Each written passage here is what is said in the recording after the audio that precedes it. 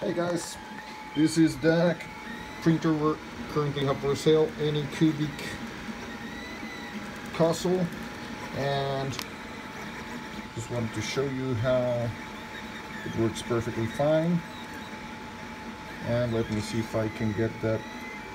I think it's gonna be hard, but they're kind of dirty. No. Okay, well, there's the heated base, which works perfectly fine, as you can see, and it's printing a PS4 control mount, so you can put it on the wall or something like that. And it comes with its power supply that's there, of course the extruder holder for the disc holder, but it's kind of an L shaped bracket here, the one that holds the rolls of your filament.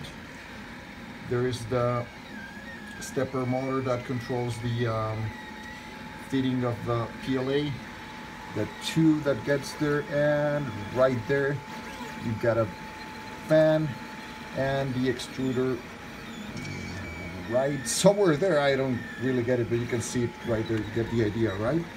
And as I've said before, works perfectly fine. You can see 64 degrees centigrade, and that's it. Okay, have fun.